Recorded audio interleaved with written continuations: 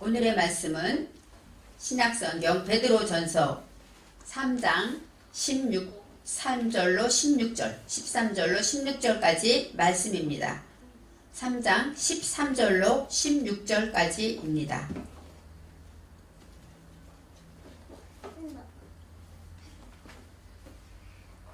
신약성경 381쪽쯤에 있습니다. 또 너희가 열심으로 선을 행하면 누가 너희를 해하리요. 그러나 의를 위하여 고난을 받으면 복있는 자니 저희의 두려워함을 두려워 말며 소동치 말고 너희 마음에 그리스도를 주로 삼아 거룩하게 하고 너희 속에 있는 소망에 관한 이유를 묻는 자에게는 대답할 것을 항상 예비하되 온유와 두려움으로 하고 선한 양심을 가지라. 이는 그리스도 안에 있는 너희의 선행을 욕하는 자들로 그 비방하는 일에 부끄러움을 당하게 하려 함이라. 아멘. 오늘의 말씀의 제목은 항상 예비할 것입니다.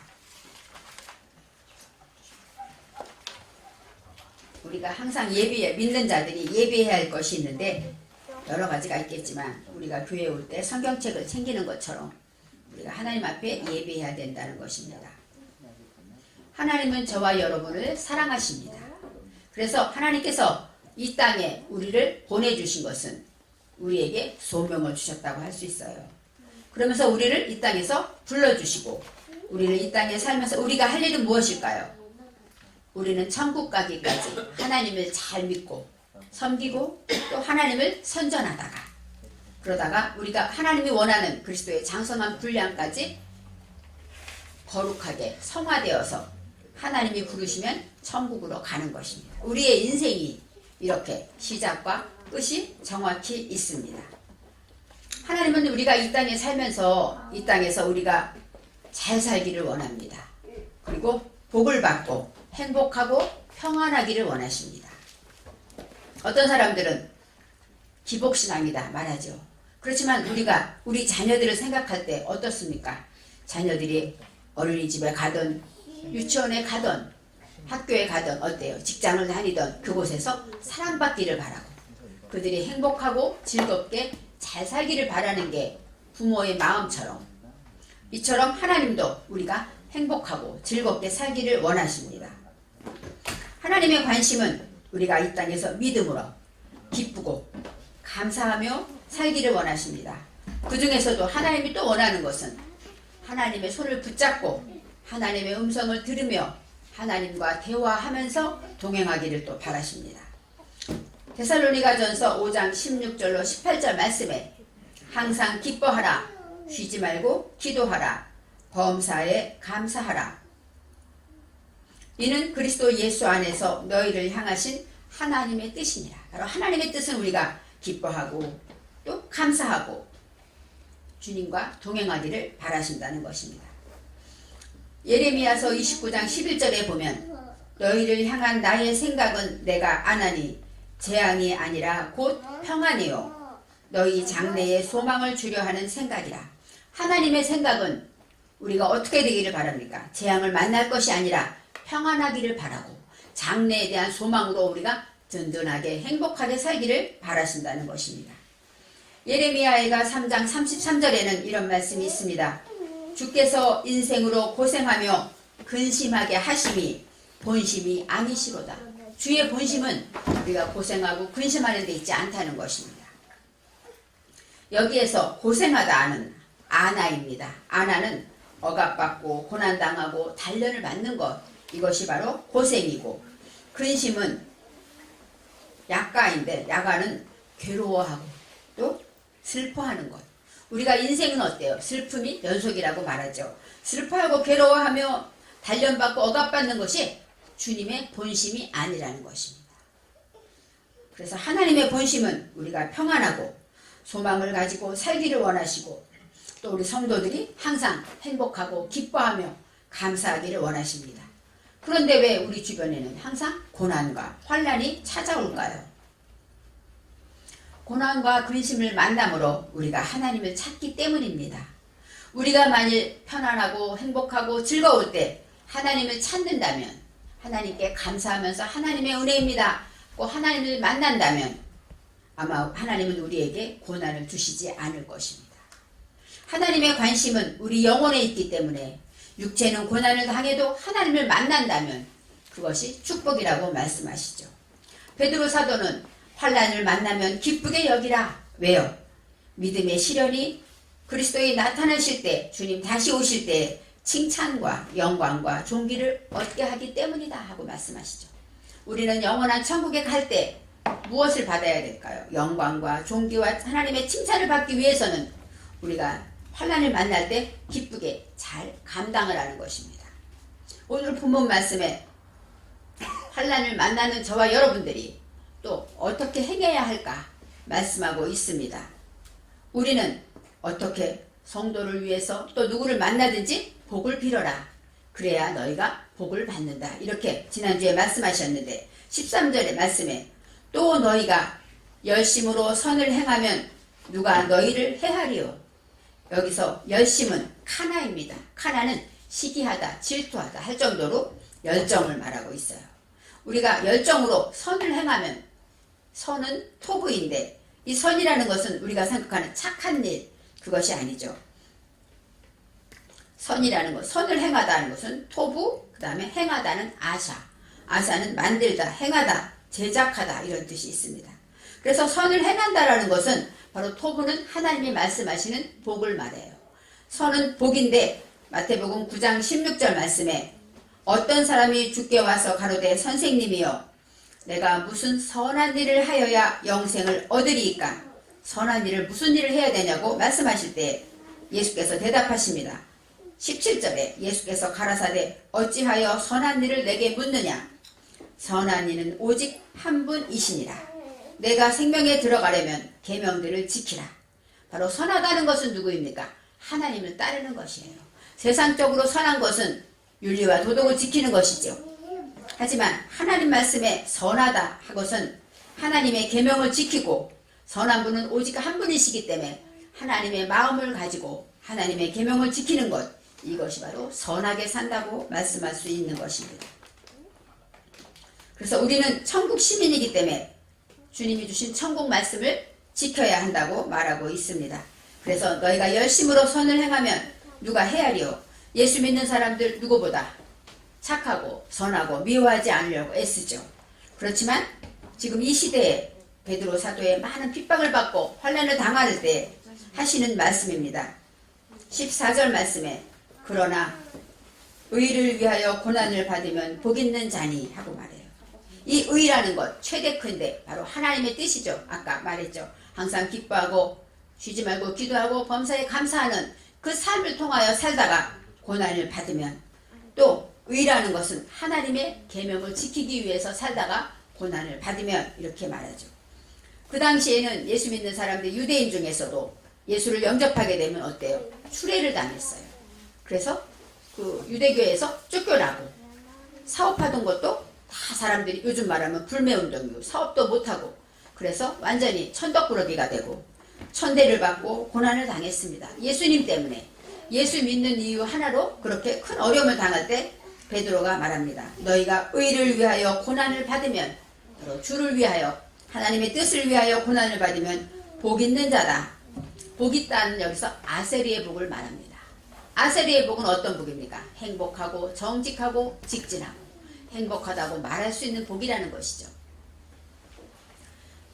우리가 생각하는 복은 천대를 받지 않고 인정받고 사랑받고 영광받는 것이 복이겠지만 하나님 말씀은 의를 위하여 고난받는 자는 참으로 행복한 자다 이렇게 말씀하고 있습니다.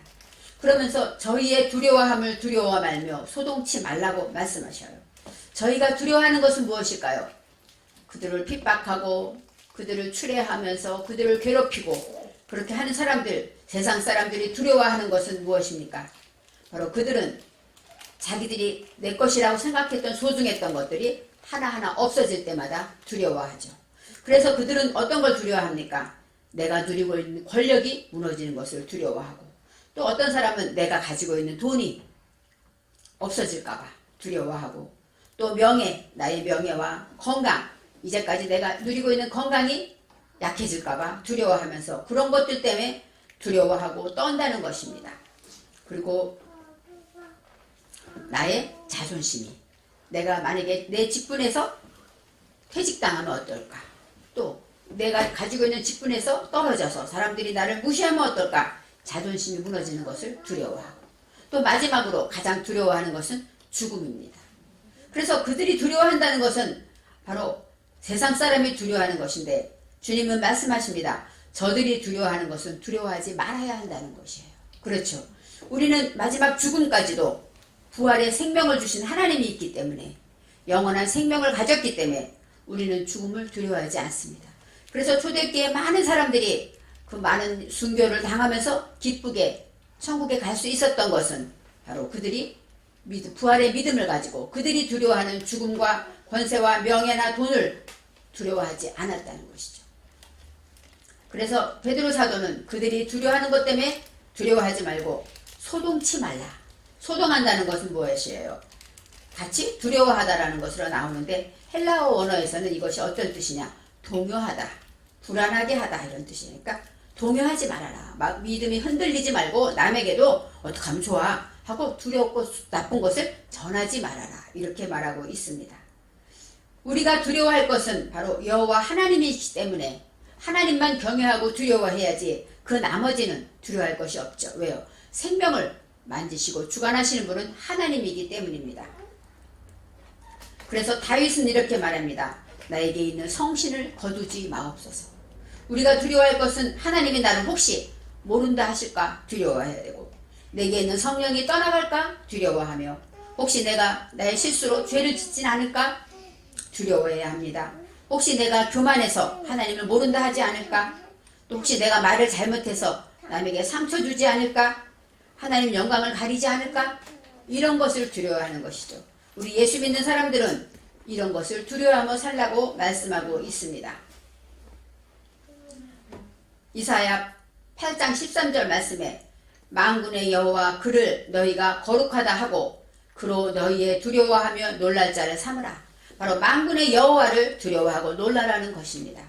그래서 14절 말씀에 이렇게 세상 사람이 두려워하는 건 두려워하지 마라. 너를 핍박하는 그들이 두려워하는 것은 두려워할 것이 아니다. 오직 하나님만 두려워하라고 말씀하셔요.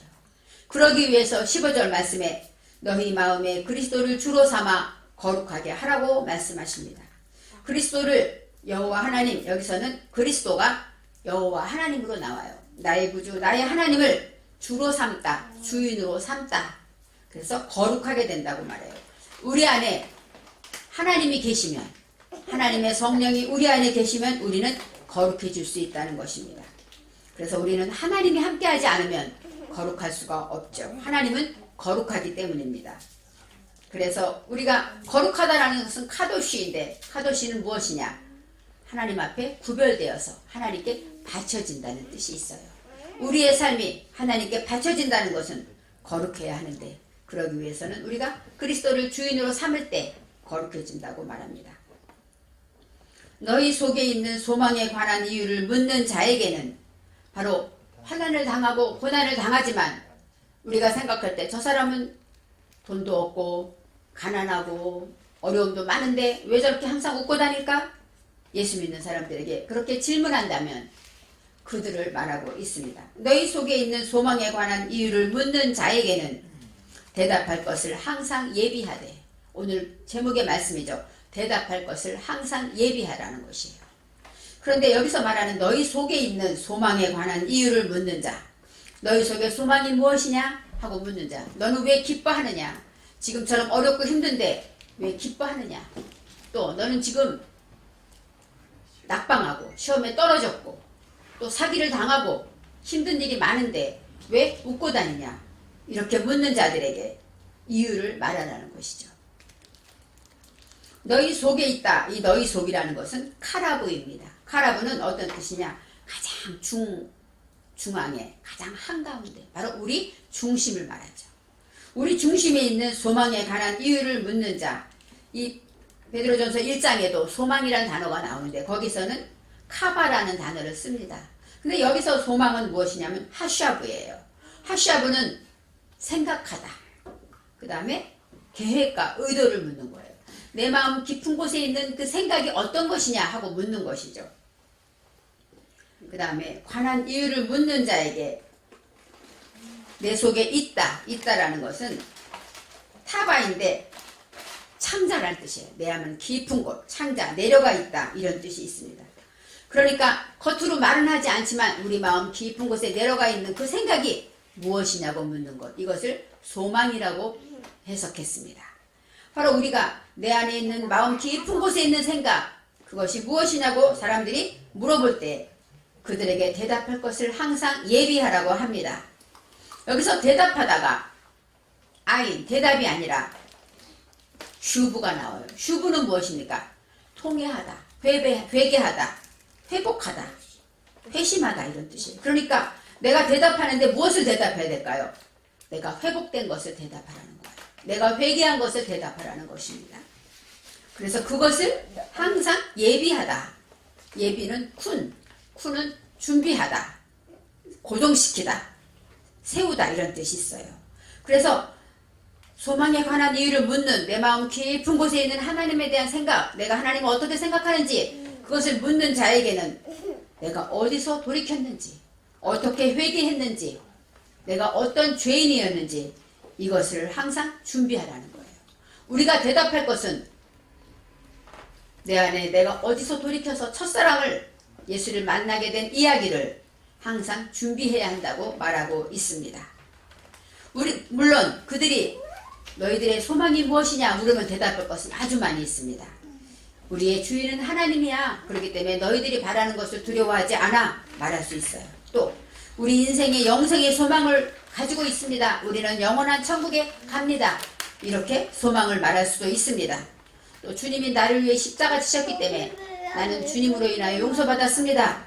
이렇게 말할 수도 있어요. 그런데 오늘 성경 말씀은 우리가 소망에 대한 이유를 묻는 자들에게 내가 어디서 회개하고 돌이켰는지, 또 내가 어떤 죄인이었는지, 내가 예수를 만나고 어떻게 변화되었는지, 바로 내가 하나님을 만나게 된 이야기를 증거하고 할 것을 대답하라고 말합니다. 우리 폐부 깊은 곳에 가라앉아 있는 생각은 바로 항상 내가 죄인일 때 나를 찾아오신 그 주님을 생각할 때 바로 그것이 바로 영생의 소망이라고 말하고 있습니다. 바로 우리의 소망은 영생에 있습니다. 그렇지만 그 나와 주님과의 비밀스러운 사건은 무엇일까요? 내가 어느 날 주님을 만났지. 내가 어떻게 살고 있었는데 주님을 만나고 내가 이렇게 변화되었지. 예전에는 슬프고 고생뿐이었지만 지금은 기쁨과 감사뿐이네. 이렇게 나의 비밀, 내가 하나님 앞에 대답할, 내가 돌이켜야 할 것들을 대답하라고 말씀하고 있습니다.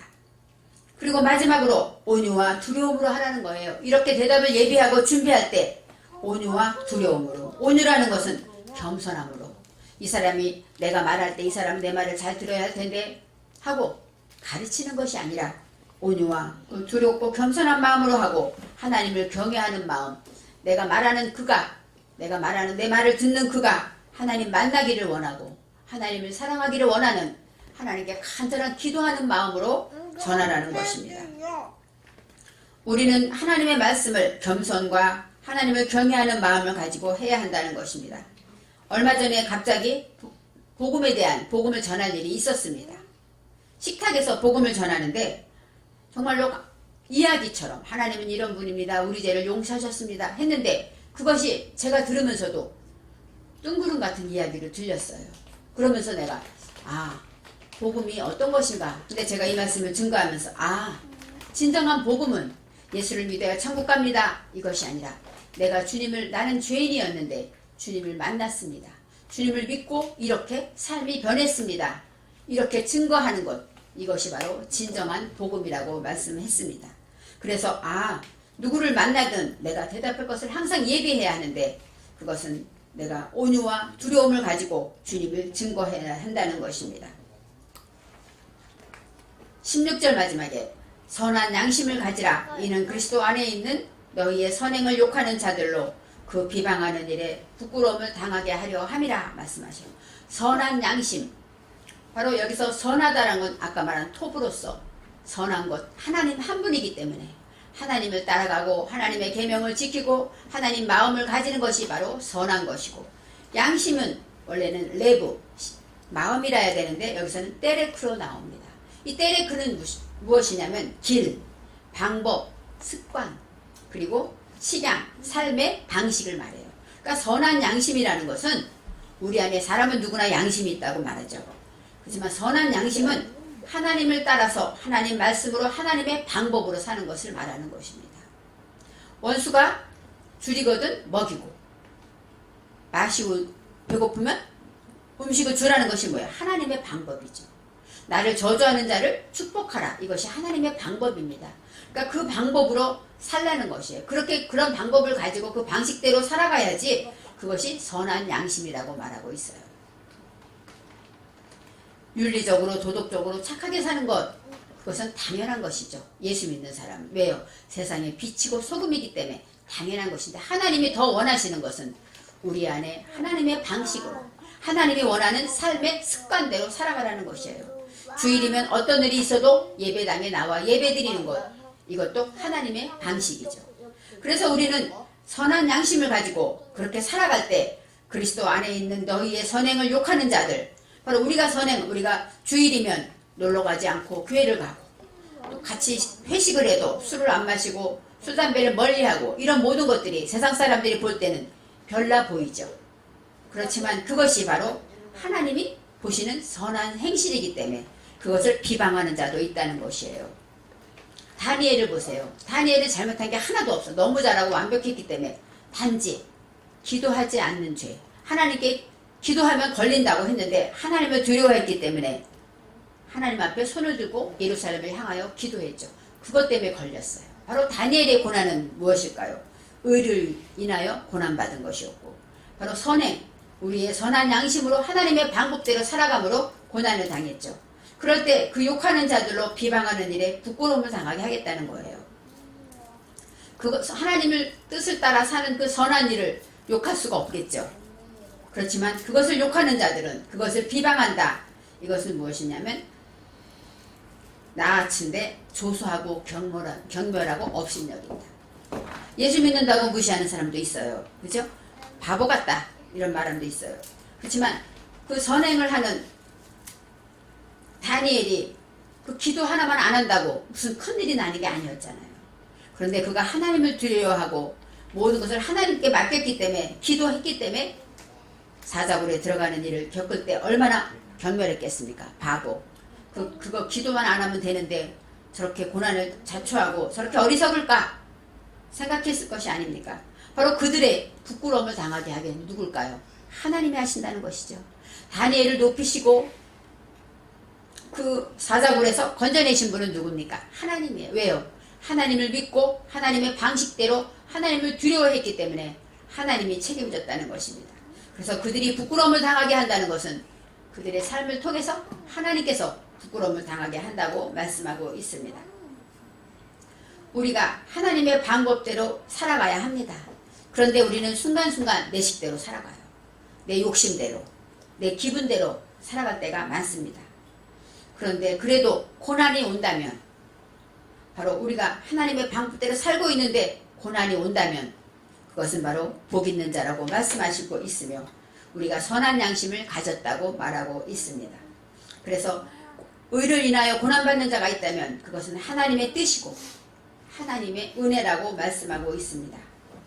그러면서 그들이 어떻게 되든지 우리는 생각할 것이 없어요. 왜요? 나는 하나님을 두려워하고 하나님의 방식대로 살았기 때문에 그들이 부끄러움을 당하든지 그들이 망하든지 그들이 저주를 받든지 그건 누구의 소관입니까? 하나님께 맡겼고 하나님이 하실 일이라는 것입니다. 그래서 우리가 내 마음 깊은 곳에 있는 소망의 이유를 가져야 합니다. 그리고 또 내 소망의 이유를 물어볼 자가 누구인가? 주변에 예수를 모르는 자들이 있어요. 나와 친한 친구인데 그들이 부모와의 관계에서 괴로워하고 남편과의 관계에서 괴로워하고 또 물질로 인하여 괴로워하고 어떤 그들이 고난 중에 살면서 힘들어하는 것을 보고도 내가 그들이 나에게 너의 이유가 무엇이냐? 너는 고난 중에 기뻐하는 이유가 무엇이냐? 묻지 않는다면 나는 올바르게 하나님의 선한 양심을 가지지 못했다고 볼 수 있습니다. 그래서 그들을 고통받고 환난 중에 사는 그들에게 내가 변화된 이유, 내가 하나님을 만난 이유, 바로 내 안에 예비한, 항상 예비해야 될 것, 바로 하나님의 복음을 증거하는 일을 가져야 한다고 말씀하고 있습니다. 고난 후에는 영광이 있다는 것을 우리가 알죠. 고난이 있을 때 그 후에 칭찬과 영광과 존귀가 있다고 말씀하신 것처럼 우리는 가끔 세상에는 말합니다. 축복은 고난의 보자기에 쌓여서 온다. 그런 얘기를 많이 들었어요. 저도 가끔 어려운 문제가 생길 때가 있죠. 생각지 않은 고난을 당하고 생각지 않은 단련을 받을 때가 있습니다. 그럴 때마다 내가 깨닫고 하나라도 고친다면, 내가 하나님 앞에 회개하고 돌이켜서 하나라도 고치면 하나님은 내게 어떤 것을 주실까? 바로 고난을 받았기 때문에 하나님이 복을 주는 것이 아니라, 고난을 통해서 내가 하나님을 찾고 하나님 앞에 내 말씀을 통하여 내가 깨달았고 내가 하나라도 회개했다면 그 자리에 하나님의 선한 것이 찾아오기 때문에 우리는 복을 받는다고 말하고 있습니다. 세상의 사람들이 말하는 축복은 고난의 보자기에 온다는 것이 아니라, 우리는 하나님의 고난을 통해 참고 인내할 때 내가 돌이키고 회개하게 되면 하나님은 생각지 못한 복을 주신다는 것입니다. 저도 그래서 어떤 어려움이 있을 때마다 하나님이 어떤 복을 주실까 이렇게 생각하기도 합니다. 바로 진정한 복은 하나님이 함께하는 복이고, 우리가 기도한 것들이 구하지 않은 것조차 하나님이 이루어 주실 수도 있는 것입니다. 디모데후서 4장 2절 말씀에 너희는 말씀을 전파하라. 때를 얻든지 못 얻든지 항상 힘쓰라. 범사에 오래 참음과 가르침으로 경책하며 경계하며 권하라. 이렇게 나와 있어요. 때를 얻든지 못 얻든지 우리는 말씀을 전파해야 합니다.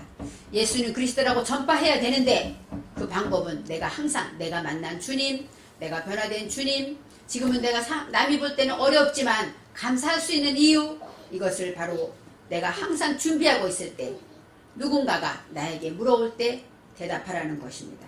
우리 주변에 소망의 이유를 묻는 자가 있습니까? 그들에게 온유와 두려움으로 주의 복음을 증거하면서 내가 항상 기뻐하는 이유, 내가 감사하는 이유를 증거해야 합니다. 그럴 때 저와 여러분은 주님의 복음의 선한 일꾼이 되어서 오늘도 주님께서 주변의 상한 영혼을 당신에게 보낼 것입니다. 당신을 만나게 할 것입니다. 당신의 그 삶을 보게 하실 것입니다. 그래서 우리는 주님의 도구로 승리하시기 바랍니다. 기도하겠습니다. 사랑의 하나님, 감사합니다.